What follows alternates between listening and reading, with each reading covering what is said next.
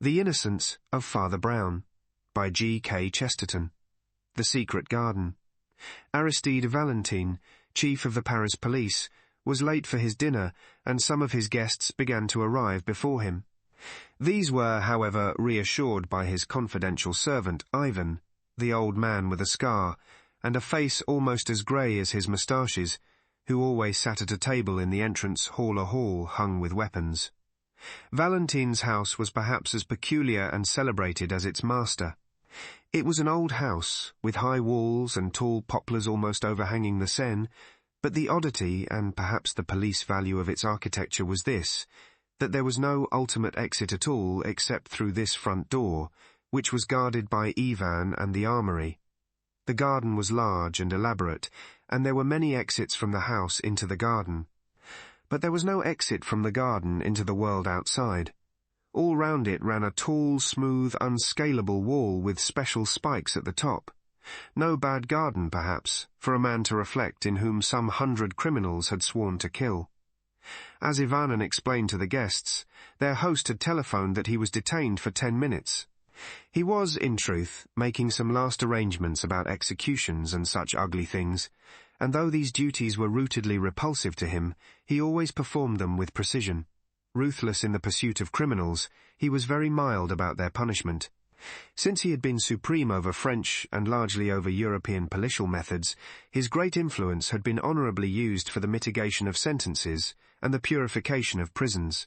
He was one of the great humanitarian French freethinkers, and the only thing wrong with them is that they make mercy even colder than justice. When Valentine arrived, he was already dressed in black clothes, and the red rosette an elegant figure, his dark beard already streaked with grey. He went straight through his house to his study, which opened on the grounds behind. The garden door of it was open, and after he had carefully locked his box in its official place, he stood for a few seconds at the open door looking out upon the garden. A sharp moon was fighting with the flying rags and tatters of a storm, and Valentine regarded it with a wistfulness unusual in such scientific natures as his. Perhaps such scientific natures have some psychic provision of the most tremendous problem of their lives. From any such occult mood, at least, he quickly recovered, for he knew he was late, and that his guests had already begun to arrive. A glance at his drawing-room when he entered it was enough to make certain that his principal guest was not there, at any rate. He saw all the other pillars of the little party. He saw Lord Galloway, the English ambassador, a choleric old man with a russet face like an apple, wearing the blue ribbon of the Garter. He saw Lady Galloway, slim and thread-like, with silver hair and a face sensitive and superior. He saw her daughter, Lady Margaret Graham, a pale and pretty girl with an elfish face and copper-coloured hair. He saw the Duchess of Mont Saint-Michel, black-eyed and opulent, and with her her 2 daughters, black-eyed and opulent also. He saw Dr. Simon, a typical French scientist, with glasses, a pointed brown beard, and a forehead barred with those parallel wrinkles which are the penalty of superciliousness, since they come through constantly elevating the eyebrows. He saw Father Brown, of Cobhole, in Essex, whom he had recently met in England. He saw perhaps with more interest than any of these a tall man in uniform, who had bowed to the Galloways without receiving any very hearty acknowledgment, and who now advanced alone to pay his respects to his host.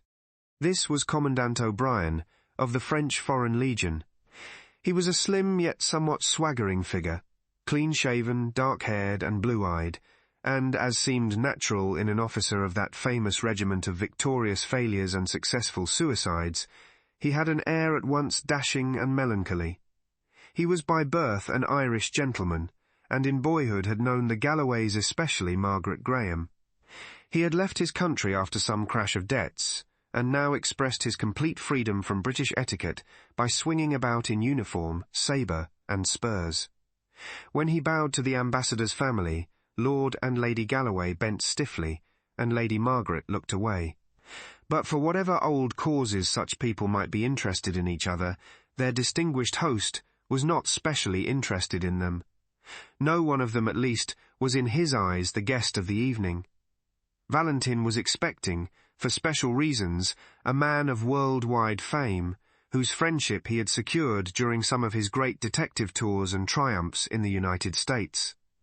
He was expecting Julius K. Brainy, that multi-millionaire whose colossal and even crushing endowments of small religions have occasioned so much easy sport and easier solemnity for the American and English papers. Nobody could quite make out whether Mr. Brain was an atheist or a Mormon or a Christian Scientist. But he was ready to pour money into any intellectual vessel, so long as it was an untried vessel. One of his hobbies was to wait for the American Shakespeare hobby, more patient than angling. He admired Walt Whitman, but thought that Luke P. Tanner, of Paris Par, was more progressive than Whitman any day. He liked anything that he thought progressive. He thought Valentin progressive, thereby doing him a grave injustice. The solid appearance of Julius K. Brain in the room was as decisive as a dinner bell. He had this great quality, which very few of us can claim, that his presence was as big as his absence. He was a huge fellow, as fat as he was tall, clad in complete evening black, without so much relief as a watch chain or a ring. His hair was white and well brushed back like a German's. His face was red, fierce and cherubic, with one dark tuft under the lower lip that threw up that otherwise infantile visage with an effect theatrical and even Mephistophelian. Not long, however, did that salon merely stare at the celebrated American. His lateness had already become a domestic problem, and he was sent with all speed into the dining-room with Lady Galloway on his arm. Except on one point, the Galloways were genial and casual enough. So long as Lady Margaret did not take the arm of that adventurer O'Brien, her father was quite satisfied, and she had not done so, she had decorously gone in with Dr. Simon. Nevertheless, old Lord Galloway was restless and almost rude. He was diplomatic enough during dinner, but when, over the cigars, three of the younger men, Simon the doctor, Brown the priest, and the detrimental O'Brien, the exile in a foreign uniform, all melted away to mix with the ladies or smoke in the conservatory, then the English diplomatist grew very undiplomatic indeed. He was stung every 60 seconds with the thought that the scamp O'Brien might be signalling to Margaret somehow. He did not attempt to imagine how. He was left over the coffee with Brain, the hoary Yankee who believed in all religions, and Valentin, the grizzled Frenchman who believed in none. They could argue with each other, but neither could appeal to him. After a time, this progressive logomachy had reached a crisis of tedium. Lord Galloway got up also and sought the drawing-room. He lost his way in long passages for some 6 or 8 minutes, till he heard the high-pitched, didactic voice of the doctor, and then the dull voice of the priest, followed by general laughter. They also, he thought with a curse, were probably arguing about science and religion. But the instant he opened the salon door, he saw only one thing. He saw what was not there. He saw that Commandant O'Brien was absent, and that Lady Margaret was absent too. Rising impatiently from the drawing-room, as he had from the dining-room, he stamped along the passage once more. His notion of protecting his daughter from the Irish-Algerian ne'er-do-well had become something central and even mad in his mind. As he went towards the back of the house, where was Valentin's study, he was surprised to meet his daughter, who swept past with a white, scornful face, which was a second enigma. If she had been with O'Brien, where was O'Brien? If she had not been with O'Brien, where had she been? With a sort of senile and passionate suspicion, he groped his way to the dark back parts of the mansion, and eventually found a servant's entrance that opened onto the garden. The moon with her scimitar had now ripped up and rolled away all the storm-rack. The argent light lit up all 4 corners of the garden. A tall figure in blue was striding across the lawn towards the study door. A glint of moonlit silver on his facings picked him out as Commandant O'Brien. He vanished through the French windows into the house, leaving Lord Galloway in an indescribable temper, at once virulent and vague. The blue and silver garden, like a scene in a theatre, seemed to taunt him with all that tyrannic tenderness against which his worldly authority was at war. The length and grace of the Irishman's stride enraged him, as if he were a rival instead of a father. The moonlight maddened him. He was trapped as if by magic into a garden of troubadours, a Watteau fairyland, and, Willing to shake off such amorous imbecilities by speech, he stepped briskly after his enemy. As he did so, he tripped over some tree or stone in the grass, looked down at it first with irritation, and then a second time with curiosity. The next instant, the moon and the tall poplars looked at an unusual Saitan, elderly English diplomatist, running hard and crying or bellowing as he ran. His hoarse shouts brought a pale face to the study door, the beaming glasses and worried brow of Dr. Simon, who heard the nobleman's first clear words. Lord Galloway was crying, "A corpse in the grass! A blood-stained corpse!" O'Brien at last had gone utterly out of his mind. "We must tell Valentin at once," said the doctor, when the other had brokenly described all that he had dared to examine. "It is fortunate that he is here." And even as he spoke, the great detective entered the study. Attracted by the cry, it was almost amusing to note his typical transformation. He had come with the common concern of a host and a gentleman, fearing that some guest or servant was ill. When he was told the gory fact, he turned with all his gravity instantly bright and businesslike, for this, however abrupt and awful, was his business. "Strange, gentlemen," he said, as they hurried out into the garden, "that I should have hunted mysteries all over the earth, and now one comes and settles in my own backyard. But where is the place?"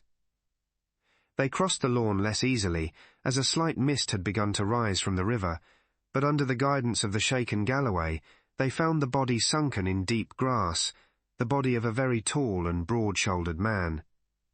He lay face downwards, so they could only see that his big shoulders were clad in black cloth, and that his big head was bald, except for a wisp or two of brown hair that clung to his skull like wet seaweed. A scarlet serpent of blood crawled from under his fallen face.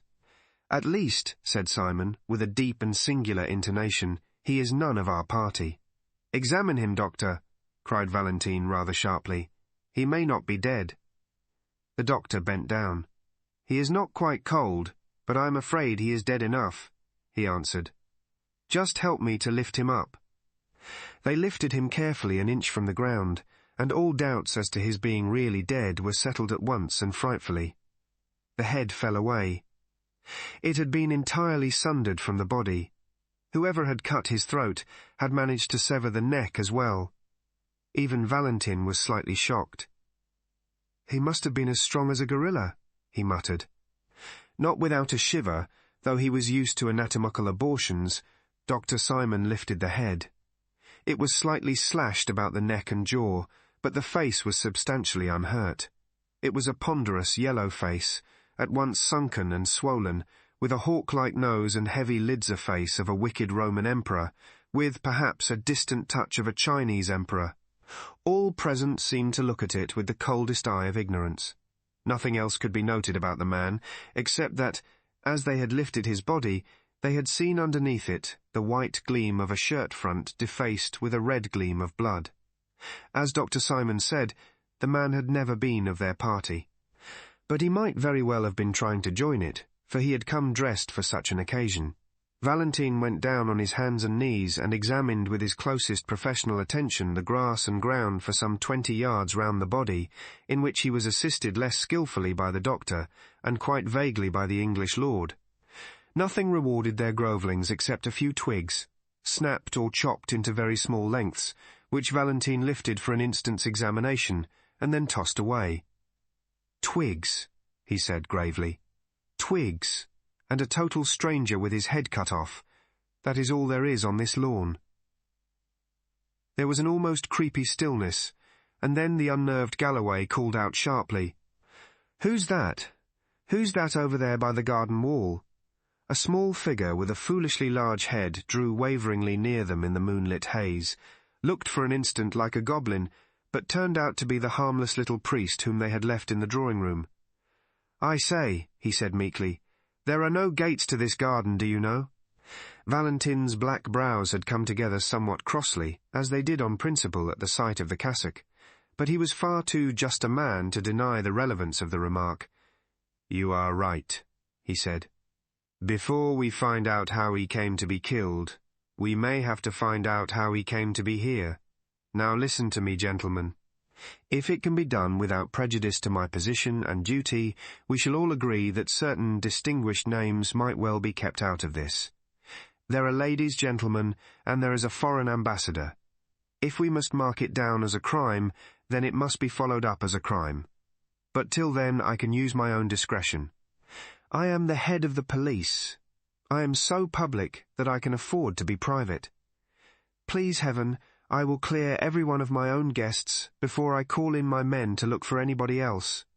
Gentlemen, upon your honour, you will none of you leave the house till tomorrow at noon. There are bedrooms for all. Simon, I think you know where to find my man Even in the front hall. He is a confidential man. Tell him to leave another servant on guard and come to me at once. Lord Galloway, you are certainly the best person to tell the ladies what has happened and prevent a panic. They also must stay. Father Brown and I will remain with the body. When this spirit of the captain spoke in Valentine, he was obeyed like a bugle. Dr. Simon went through to the armoury and routed out Ivan, the public detective's private detective. Galloway went to the drawing-room and told the terrible news tactfully enough, so that by the time the company assembled there, the ladies were already startled and already soothed. Meanwhile, the good priest and the good atheist stood at the head and foot of the dead man motionless in the moonlight, like symbolic statues of their two philosophies of death. Even the confidential man with the scar and the moustaches came out of the house like a cannonball and came racing across the lawn to Valentine like a dog to his master. His livid face was quite lively with the glow of this domestic detective story, and it was with almost unpleasant eagerness that he asked his master's permission to examine the remains. "Yes, look, if you like, Ivan," said Valentine. "But don't be long. We must go in and thrash this out in the house." Ivan lifted the head, and then almost let it drop. "Why?" he gasped. It isn't. It can't be. Do you know this man, sir?" "No," said Valentine indifferently. "We had better go inside." Between them they carried the corpse to a sofa in the study, and then all made their way to the drawing-room. The detective sat down at a desk quietly, and even without hesitation, but his eye was the iron eye of a judge at assize.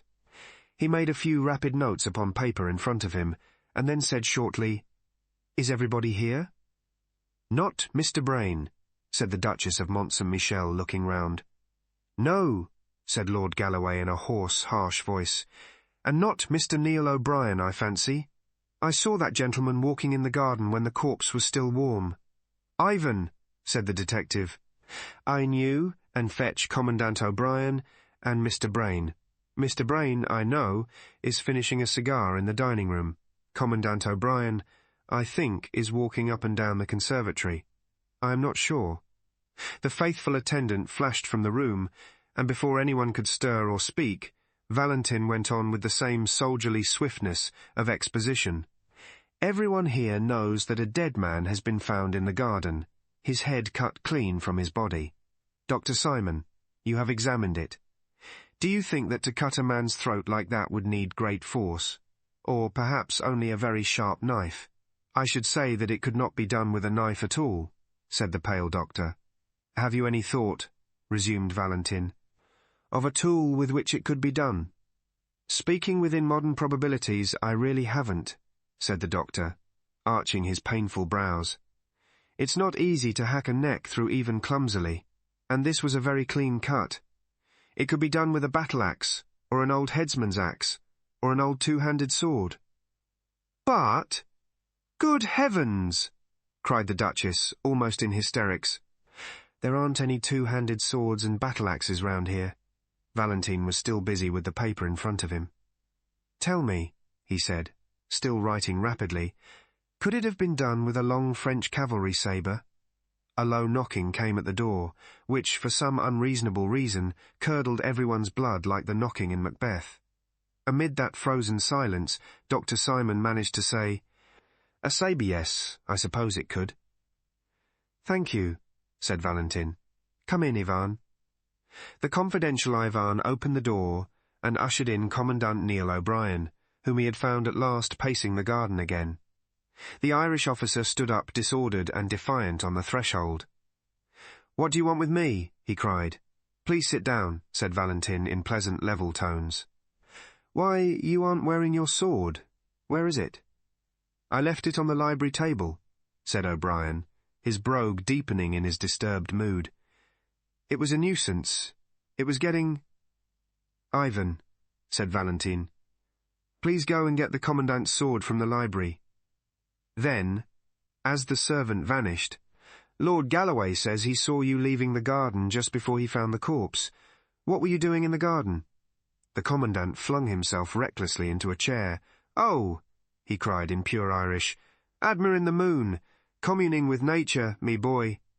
A heavy silence sank and endured, and at the end of it came again that trivial and terrible knocking.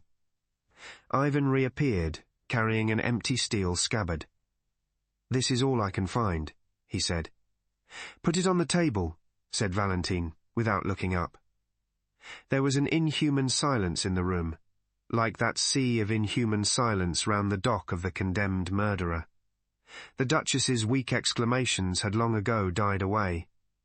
Lord Galloway's swollen hatred was satisfied and even sobered. The voice that came was quite unexpected. "I think I can tell you," cried Lady Margaret, in that clear, quivering voice with which a courageous woman speaks publicly. "I can tell you what Mr. O'Brien was doing in the garden, since he is bound to silence. He was asking me to marry him. I refused. I said in my family circumstances I could give him nothing but my respect. He was a little angry at that. He did not seem to think much of my respect. I wonder," she added, with rather a wan smile, "if he will care at all for it now, for I offer it him now. I will swear anywhere that he never did a thing like this." Lord Galloway had edged up to his daughter and was intimidating her in what he imagined to be an undertone. "Hold your tongue, Maggie," he said in a thunderous whisper. "Why should you shield the fellow? Where's his sword? Where's his confounded cavalry?" He stopped because of the singular stare with which his daughter was regarding him, a look that was indeed a lurid magnet for the whole group. "You old fool," she said in a low voice without pretence of piety. "What do you suppose you are trying to prove? I tell you this man was innocent while with me. But if he wasn't innocent, he was still with me. If he murdered a man in the garden, who was it who must have seen, who must at least have known? Do you hate Neil so much as to put your own daughter?" Lady Galloway screamed. Everyone else sat tingling at the touch of those satanic tragedies that have been between lovers before now. They saw the proud, white face of the Scotch aristocrat and her lover, the Irish adventurer, like old portraits in a dark house. The long silence was full of formless historical memories of murdered husbands and poisonous paramours. In the centre of this morbid silence, an innocent voice said, "Was it a very long cigar?" The change of thought was so sharp that they had to look round to see who had spoken. "I mean," said little Father Brown from the corner of the room, "I mean that cigar Mr. Brain is finishing. It seems nearly as long as a walking stick." Despite the irrelevance, there was assent as well as irritation in Valentin's face as he lifted his head. "Quite right," he remarked sharply. "Ivan, go and see about Mr. Brain again, and bring him here at once." The instant the factotum had closed the door, Valentin addressed the girl with an entirely new earnestness. "Lady Margaret," he said, "we all feel, I am sure, both gratitude and admiration for your act, in rising above your lower dignity and explaining the Commandant's conduct. But there is a hiatus still. Lord Galloway, I understand, met you passing from the study to the drawing-room, and it was only some minutes afterwards that he found the garden and the Commandant still walking there. You have to remember," replied Margaret, with a faint irony in her voice, "that I had just refused him, so we should scarcely have come back arm in arm. He is a gentleman, anyhow, and he loitered behind, and so got charged with murder." "In those few moments," said Valentin gravely, "he might really—" The knock came again, and Ivan put in his scarred face. "Beg pardon, sir," he said, "but Mr. Brainer has left the house." "Left!" cried Valentin, and rose for the first time to his feet. "Gone! Scooted! Evaporated! replied Ivan in humorous French. "His hat and coat are gone too, and I'll tell you something to cap it all. I ran outside the house to find any traces of him, and I found one, and a big trace too." "What do you mean?" asked Valentin. "I'll show you," said his servant, and reappeared with a flashing naked cavalry sabre, streaked with blood about the point and edge. Everyone in the room eyed it as if it were a thunderbolt, but the experienced Ivan went on quite quietly. "I found this," he said. "Flung among the bushes 50 yards up the road to Paris. In other words, I found it just where your respectable Mr. Brain threw it when he ran away." There was again a silence, but of a new sort. Valentin took the sabre, examined it, reflected with unaffected concentration of thought, and then turned a respectful face to O'Brien.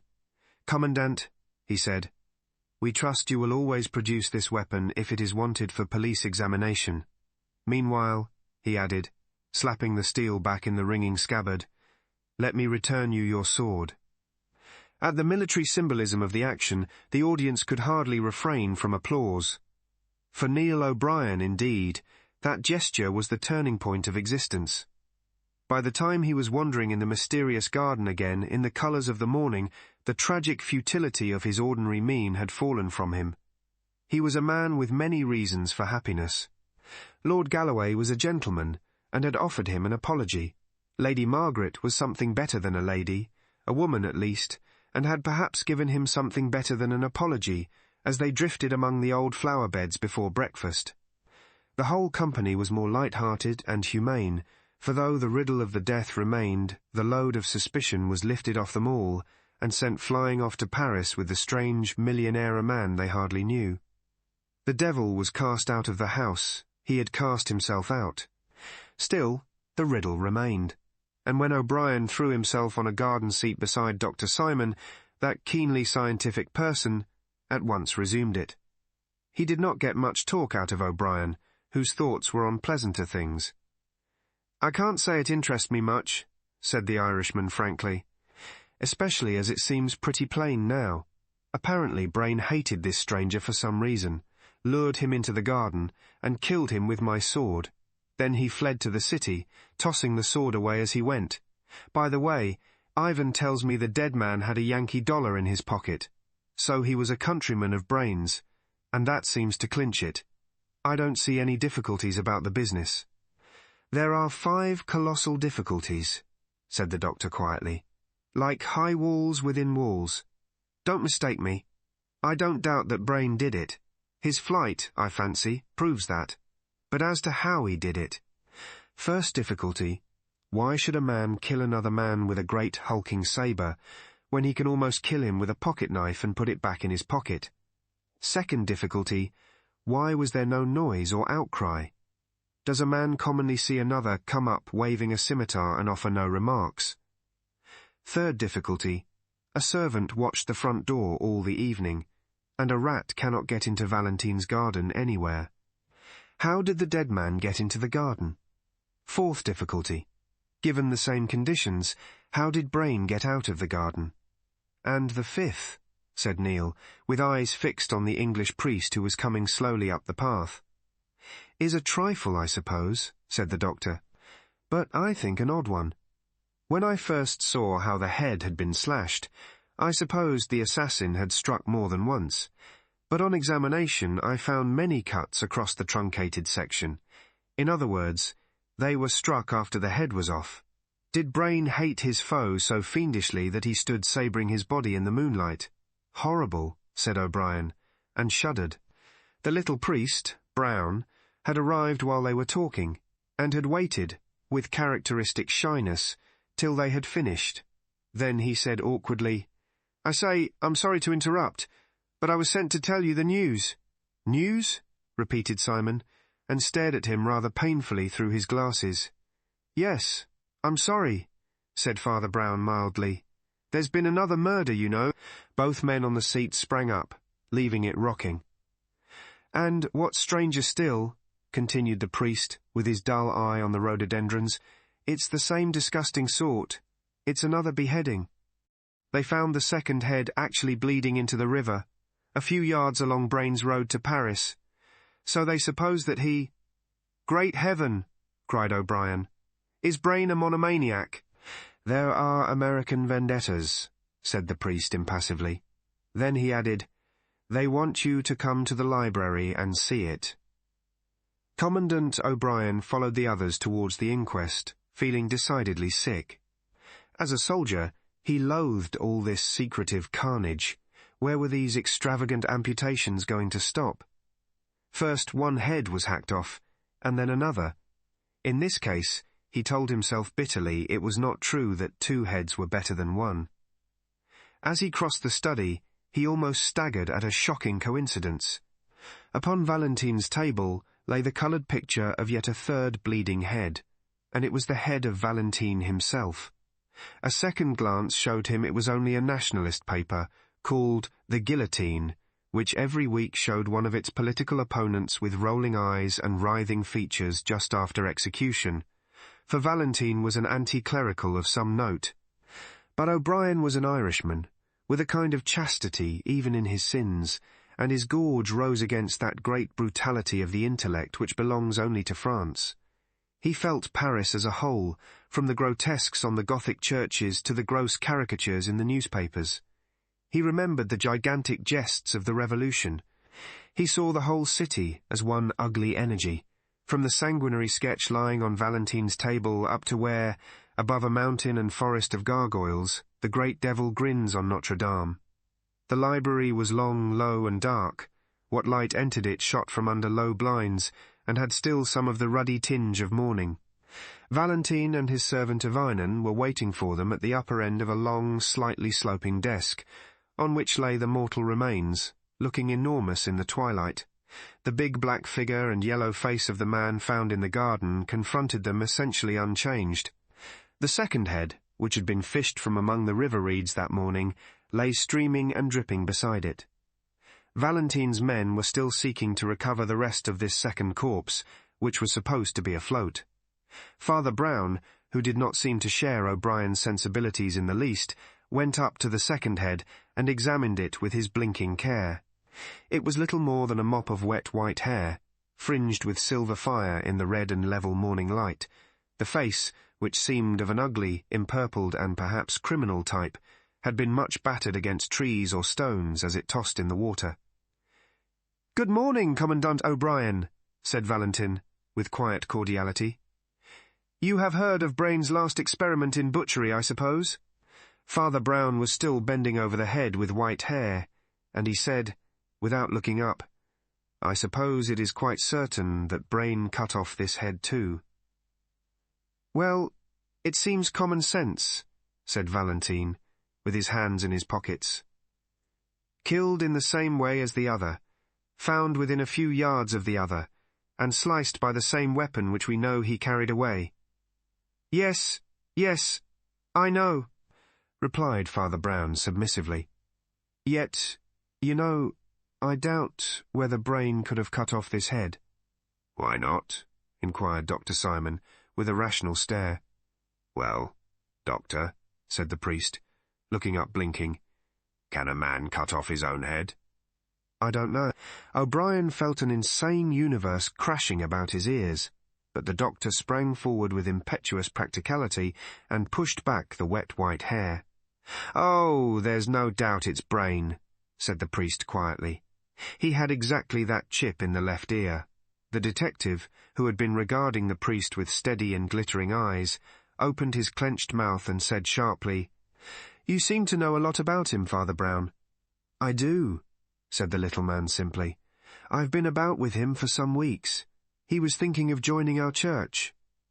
The star of the fanatic sprang into Valentine's eyes. He strode towards the priest with clenched hands. "And, perhaps," he cried, with a blasting sneer, "perhaps he was also thinking of leaving all his money to your church." "Perhaps he was," said Brown stolidly. "It is possible." "In that case," cried Valentine, with a dreadful smile, "you may indeed know a great deal about him, about his life, and about his—" Commandant O'Brien laid a hand on Valentine's arm.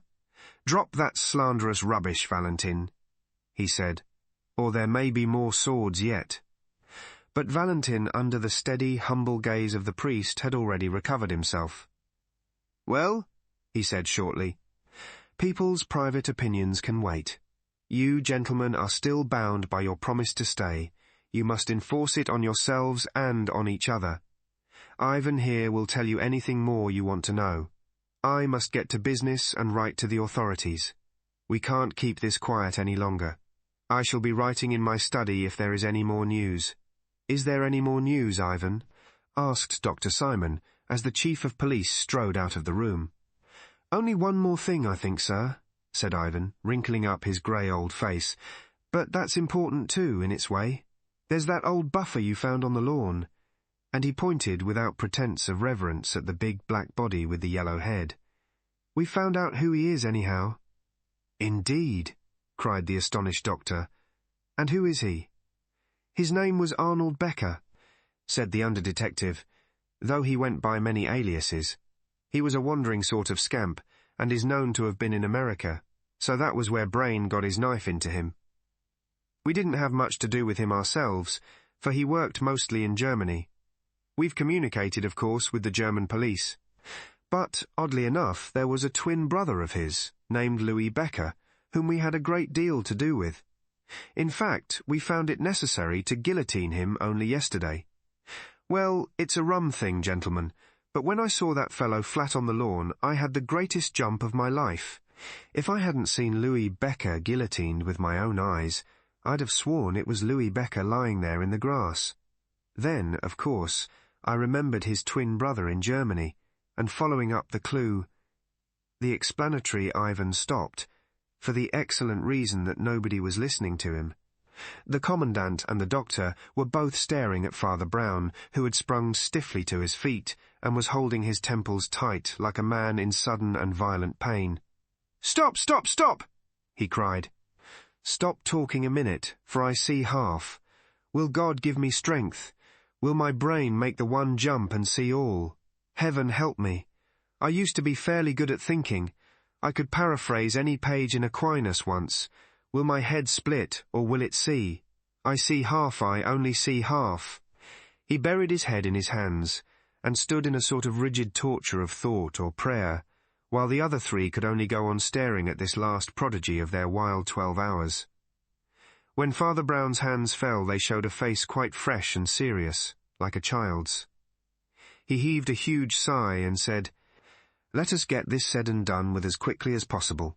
Look here, this will be the quickest way to convince you all of the truth." He turned to the doctor.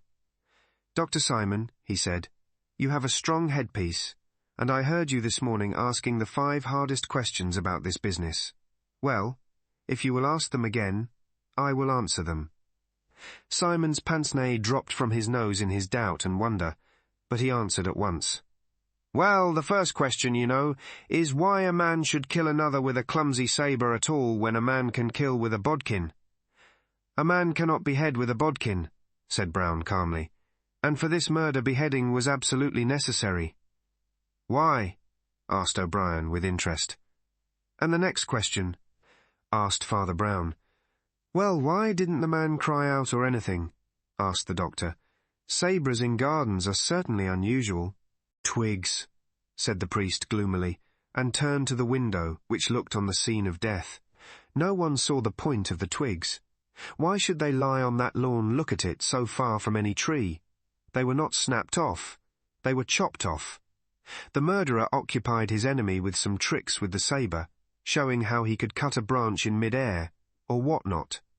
Then, while his enemy bent down to see the result, a silent slash, and the head fell. "Well," said the doctor slowly, "that seems plausible enough. But my next 2 questions will stump anyone." The priest still stood looking critically out of the window and waited. "You know how all the garden was sealed up like an airtight chamber?" went on the doctor. "Well, how did the strange man get into the garden?" Without turning round, the little priest answered, "There never was any strange man in the garden." There was a silence, and then a sudden cackle of almost childish laughter relieved the strain. The absurdity of Brown's remark moved Ivan to open taunts. "Oh," he cried, "then we didn't lug a great fat corpse onto a sofa last night? He hadn't got into the garden, I suppose?" "Got into the garden?" repeated Brown reflectively. "No, not entirely." "Hang it all," cried Simon. "Catty man gets into a garden. Or he doesn't." "Not necessarily," said the priest, with a faint smile. "What is the next question, Doctor?" "I fancy you're ill," exclaimed Dr. Simon sharply. "But I'll ask the next question if you like. How did Brain get out of the garden?" "He didn't get out of the garden," said the priest, still looking out of the window. "Didn't get out of the garden," exploded Simon. "Not completely," said Father Brown. Simon shook his fists in a frenzy of French logic. "A man gets out of a garden, or he doesn't," he cried. "Not always," said Father Brown. Dr. Simon sprang to his feet impatiently. "I have no time to spare on such senseless talk," he cried angrily. "If you can't understand a man being on one side of a wall or the other, I won't trouble you further. Doctor," said the cleric very gently, "we have always got on very pleasantly together. If only for the sake of old friendship, stop and tell me your fifth question." The impatient Simon sank into a chair by the door and said briefly, "The head and shoulders were cut about in a queer way.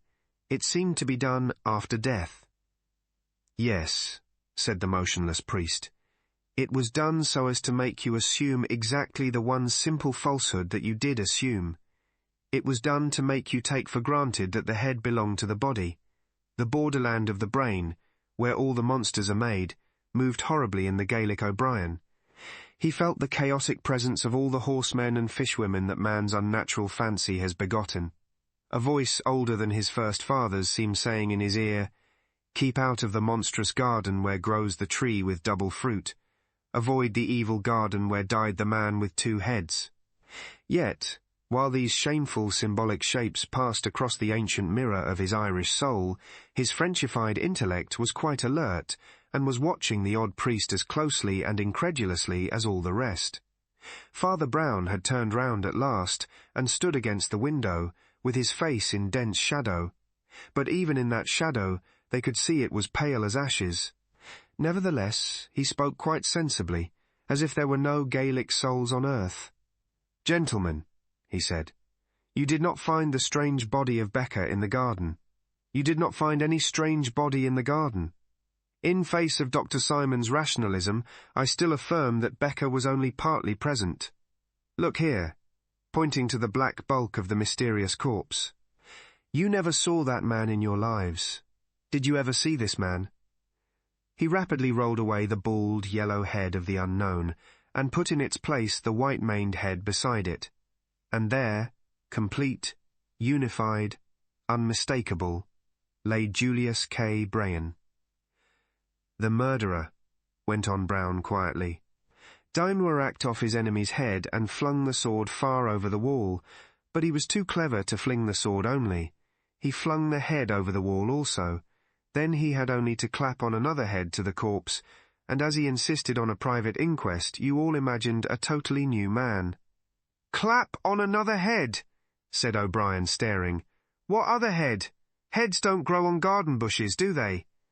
"No," said Father Brown huskily, and looking at his boots. "There is only one place where they grow. They grow in the basket of the guillotine, beside which the chief of police, Aristide Valentine, was standing not an hour before the murder. Oh, my friends, hear me a minute more before you tear me in pieces. Valentine is an honest man, if being mad for an arguable cause is honesty. But did you never see in that cold, grey eye of his that he is mad? He would do anything, to break what he calls the superstition of the cross. He has fought for it, and starved for it, and now he has murdered for it.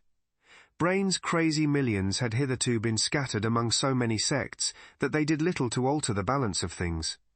But Valentine heard a whisper that Brain, like so many scatterbrained skeptics, was drifting to us. And that was quite a different thing. Brain would pour supplies into the impoverished and pugnacious Church of France. He would support 6 nationalist newspapers like The Guillotine. The battle was already balanced on a point, and the fanatic took flame at the risk. He resolved to destroy the millionaire, and he did it as one would expect the greatest of detectives to commit his only crime. He abstracted the severed head of Becker on some criminological excuse, and took it home in his official box. He had that last argument with Brain, that Lord Galloway did not hear the end of. That failing, he led him out into the sealed garden, talked about swordsmanship, used twigs and a sabre for illustration, and... Ivan of the Scar sprang up. "You lunatic!" he yelled. "You'll go to my master now if I take you by—" "Why, I was going there," said Brown heavily. "I must ask him to confess, and all that." Driving the unhappy Brown before them like a hostage or sacrifice, they rushed together into the sudden stillness of Valentine's study. The great detective sat at his desk apparently too occupied to hear their turbulent entrance. They paused a moment, and then something in the look of that upright and elegant back made the doctor run forward suddenly. A touch and a glance showed him that there was a small box of pills at Valentine's elbow, and that Valentine was dead in his chair, and on the blind face of the suicide was more than the pride of Cato.